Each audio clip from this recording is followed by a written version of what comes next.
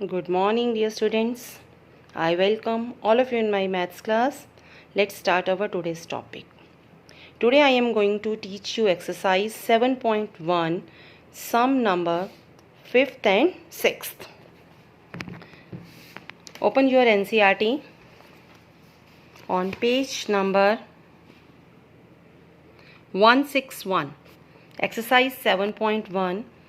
In the previous video lecture हम already कर चुके हैं। पहले 4 क्वेश्चंस आपके साथ डिस्कस मैं आपको समझा चुकी हूँ, which is based on distance formula. यही फार्मूला आज वाले सम्स में भी हम कंटिन्यू रखेंगे। आज हम डिस्कस करेंगे 5th and 6th question. Now I am going to read the statement of 5th question. In a classroom 4 students are seated at a point A, B, C and D as shown in the figure 7.8। ये आपके पास एक figure given है, graph के ऊपर plot करी हुई है। सबसे पहले हमें कोऑर्डिनेट ज्योमेट्री को यहाँ पर यूटिलाइज करना है। हम इसके कोऑर्डिनेट्स फाइंड आउट करेंगे, जैसे हम ग्राफ से कोऑर्डिनेट फाइंड आउट करते हैं। This is a X axis and this is a Y axis. तो हम ये हमारे पास 4 स्टूडेंट्स की पोजीशन लोकेट है A, B, C, D. Champa and Chameli walks into the class and after observing her for a few minutes, Champa asks Chameli, "Don't you think ABCD is a square?" Chameli disagrees. Using distance formula, find them which is correct. यहाँ पर जो हम main बात discuss करने वाले हैं वो हम स्क्वायर डिस्कस करने वाले हैं। इसके अंदर जो हम मेन पॉइंट डिस्कस करेंगे वो हम क्या चीज़ डिस्कस करेंगे, स्क्वायर कि स्क्वायर की बेसिक कंडीशंस कौन सी अप्लाई करेंगे हम, जिससे हम ये प्रूव कर सकेंगे कि ये जो हमारी फिगर है ये क्या है, स्क्वायर है। इसी सम पर बेस्ड आपकी एनसीईआरटी के अंदर आपको एग्जाम्पल नंबर 2 मिलेगा। वो भी बहुत इम्पॉर्टेंट एग्जाम्पल है from the board point of view. तो हमें कभी भी कोई भी हमारे पास फिगर होगी 4 साइडेड फिगर, अगर हमें उसे स्क्वायर प्रूव करना है तो हमारे पास बेसिक कंडीशंस कौन सी हमें अप्लाई करनी है। सबसे पहले हम इस चीज़ को डिस्कस करते हैं। जैसे मैंने एक स्क्वायर का कटआउट बनाया है, ये मेरे पास स्क्वायर है। तो स्क्वायर की सबसे जो बेसिक प्रॉपर्टी है वो तो आपको पता ही है कि all the 4 sides are equal. हमारे पास जो चारों की चारों साइड्स हैं वो आपस में इक्वल होनी चाहिए। लेकिन सेम प्रॉपर्टी रोम्बस के अंदर भी फॉलो होती है। मैंने एक रोम्बस का भी कटआउट बनाया है। हमारे पास सेम प्रॉपर्टी रोम्बस के लिए भी फॉलो होती है कि रोम्बस में भी all the 4 sides are equal. तो दोनों के अंदर बेसिक डिफरेंस क्या हो जाएगा, जब हम स्क्वायर लेंगे तो उसके डायगोनल्स की लेंथ इक्वल होनी चाहिए, लेकिन रोम्बस के डायगोनल्स की लेंथ इक्वल नहीं होती। अगर आप ध्यान से देखेंगे तो जैसे मैंने ये कटआउट बनाया है, इसके अंदर मेरे स्क्वायर के डायगोनल्स दोनों 8.5 और 8.5 लेंथ है, लेकिन जो मैंने रोम्बस बनाया है तो उसका एक डायगोनल मेरे पास 8 है और जो सेकंड डायगोनल है वो मेरे पास 6 है। तो जो बेसिक कंडीशंस हैं हमें ध्यान रखनी है। आपकी एनसीईआरटी में रोम्बस नहीं दिया हुआ, लेकिन एग्ज़ाम के अंदर रोम्बस आता है। तो जब कभी हमें प्रूव करना है स्क्वायर या रोम्बस, तो हमें चारों साइड्स तो इक्वल प्रूव करनी है। वो स्क्वायर में भी इक्वल है, रोम्बस में भी इक्वल है, लेकिन जो लेंथ ऑफ डायगोनल्स है रोम्बस में नॉट इक्वल है और स्क्वायर में इक्वल है। तो इट मीन्स हमें 6 साइड्स के लिए डिस्टेंस फार्मूला अप्लाई करना है और उसके बाद हम डिस्कस कर सकते हैं whether the given figure is a square और अ रोम्बस। अगर आप अपने एग्जाम्पल को भी अच्छी तरीके से देखेंगे तो आपके एग्जाम्पल के अंदर भी यही डिस्कस किया हुआ है। AB, BC, CD, AD, ये 4 साइड्स निकाली हुई हैं, ये 2 डायगोनल्स निकाले हुए हैं AC एंड BD, और लास्ट में हमें लिखना भी है AB is equal to BC is equal to CD is equal to DA and AC is equal to BD। आप क्लियरली यहाँ देख सकते हैं ये दोनों डायगोनल्स की लेंथ इक्वल है और चारों साइड्स की लेंथ इक्वल है। अगर किसके अंदर all the 4 sides are equal and length of diagonals are equal, therefore the quadrilateral ABCD are equal and its diagonals AC and BD are also equal, therefore ABCD is a square। तो हमें ये अपने answer में बाद में लिखना है। और अगर डायगोनल्स इक्वल नहीं है तो हम लिखेंगे all the 4 sides are equal and diagonals are not equal, therefore the given figure is a rhombus। तो लेट्स स्टार्ट। अब हम पहले अपना सम स्टार्ट करते हैं। आज हमने करना है सबसे पहले 5th क्वेश्चन। हाँ जी, अब सबसे पहले हमें क्या निकालना है, इसके कोऑर्डिनेट्स निकालनी है। तो with the help of graph आप कोऑर्डिनेट निकाल सकते हैं। इसका कोऑर्डिनेट निकलेगा 3 और 4, तो ए का कोऑर्डिनेट आएगा 3 और 4। इसी तरह से बी का कोऑर्डिनेट निकालेंगे, बी की वैल्यू आएगी 6 एक्स के लिए और वाई की आएगी 7, तो बी के कोऑर्डिनेट हो जाएंगे 6 और 7। इसी बी के कोऑर्डिनेट हो जाएंगे हमारे पास 6 और 7। इसी तरह से हम सी के कोऑर्डिनेट्स निकाल लेंगे और इसी तरह से हम डी के कोऑर्डिनेट्स निकालेंगे। डी के निकलेंगे 6 1, सी के निकलेगा 9 और 4। आपको पता है मैं कैसे निकाल रही हूँ, मैं एक्सप्लेन कर देती हूँ एक बार आपको दोबारा। मैंने पहले x की वैल्यू को देखा है और फिर मैंने y की वैल्यू को देखा है। आपको ये पता है जब भी कभी पॉइंट होता है, पॉइंट में हमेशा पहले x आता है और फिर क्या आता है y। इसी तरह से हम कोऑर्डिनेट फाइंड करेंगे तो हमारे पास ये 4 कोऑर्डिनेट्स निकल जाते हैं। कौन से 4 कोऑर्डिनेट्स निकले, ए का निकला, बी का निकला, सी का निकला, डी का निकला। अब हमें इसे स्क्वायर प्रूफ करना है। मैंने अभी आपसे डिस्कस किया स्क्वायर की बेसिक कंडीशंस हमें कौन सी अप्लाई करनी है। All the 4 sides are equal and diagonals are equal, तो हम डिस्टेंस फार्मूला अप्लाई करेंगे। इस पॉइंट को आप रिमेंबर भी रखेंगे, CTM, it means commit to memory. ABCD 4 coordinates हैं, डिस्टेंस फार्मूला अप्लाई करेंगे। आपको पता है डिस्टेंस फार्मूला क्या होता है, एक बार हम फिर से रिकैप कर लेते हैं। AB is equal to x² minus x1 whole square plus y2 minus y1 whole square. AB को फाइंड आउट करेंगे, AB निकलेगा 3√2। इसी प्रोसेस को आगे चलाते हुए डिस्टेंस फार्मूले को यूज़ कर हम BC फाइंड आउट करेंगे, फिर CD फाइंड आउट करेंगे, फिर DA फाइंड आउट करेंगे, फिर AC निकालेंगे और BD निकालेंगे।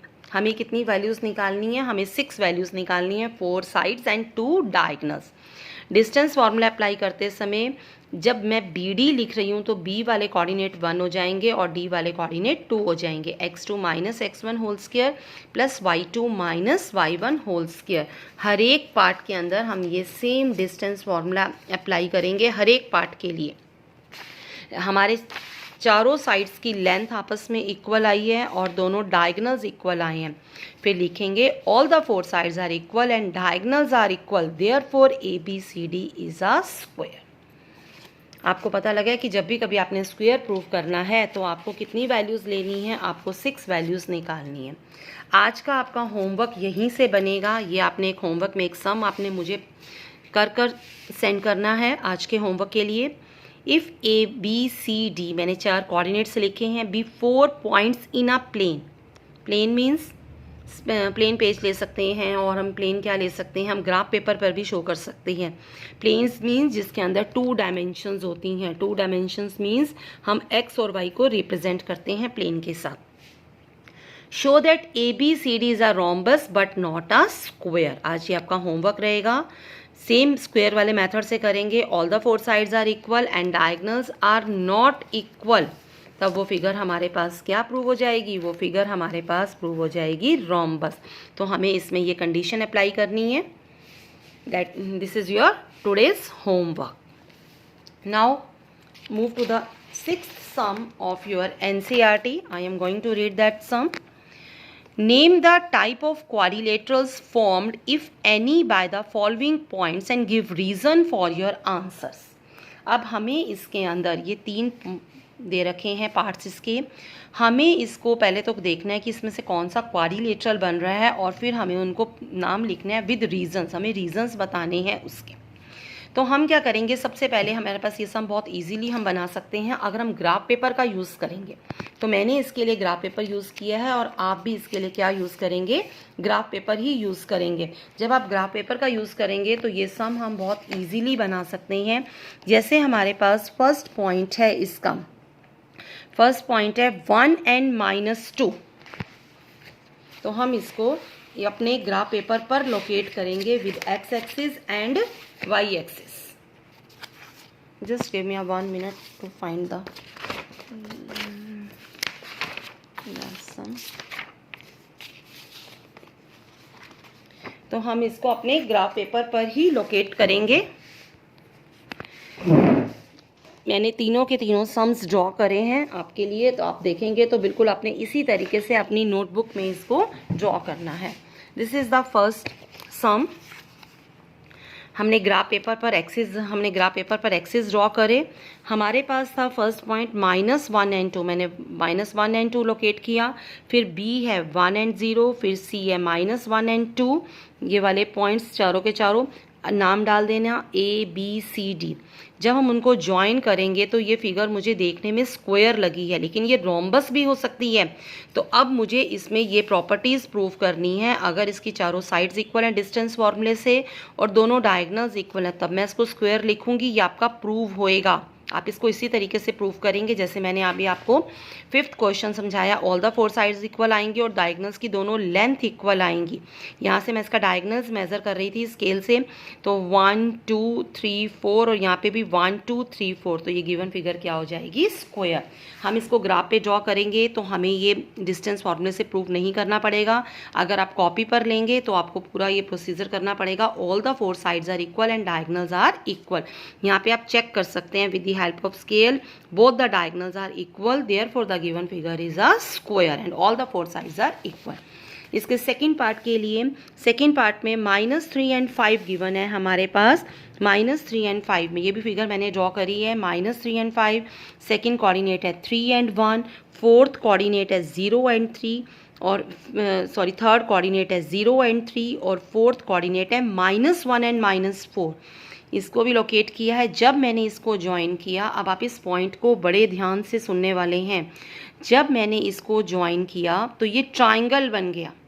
तो ट्राइंगल्स में तो 3 पॉइंट्स होते हैं, लेकिन यहाँ पर मेरे पास 4 पॉइंट से ट्राइंगल बना है। तो हम इसको ट्राइंगल नहीं लिख सकते, हमें इसे लिखेंगे नॉन क्वाड्रिलेटरल या नो क्वाड्रिलेटरल। ये क्वाड्रिलेटरल नहीं बना, हम इसको लिख सकते हैं नॉन क्वाड्रिलेटरल भी। क्या लिख सकते हैं? Non quadrilateral. इस पॉइंट को अच्छी तरीके से आप दिमाग में रखेंगे कि 3 पॉइंट से ट्राइंगल बनता है, 4 पॉइंट से क्वाड्रिलेटरल बनता है।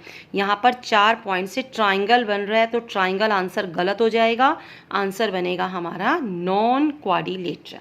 इसी तरह से आपके पास इसका थर्ड पार्ट है। थर्ड पार्ट के पॉइंट्स हैं 4 5 7 6 4 3 1 2। ये सारे मैंने लोकेट करे हैं सेम प्रोसीजर में ABCD। तो यहाँ पर ये जो फिगर मेरी बनी है, ये कौन सी बनी है? पैरेललोग्राम। तो फर्स्ट ऑफ ऑल हमें इन्हें ग्राफ पर लोकेट करना है और उसके बाद हमें डिस्कस करना है कि ये फिगर कौन सी है और हमें रीज़न लिखना है। जैसे फर्स्ट फिगर में स्क्वायर बना है तो स्क्वायर का रीज़न लिखना है। सेकेंड में नॉन क्वाड्रिलेटरल है तो लिखना है because the triangle is possible by 3 points, here the triangle is made by 4 points, therefore it is not a triangle, it is a non quadrilateral। और यहाँ पर ये फिगर बनी है पैरेललोग्राम। आज आप इतना ही करेंगे। आज आप तैयार करेंगे अपना 5th सम और 6th सम और एक एग्जाम्पल और एक मैंने आज आपको होमवर्क दिया है। थैंक्स।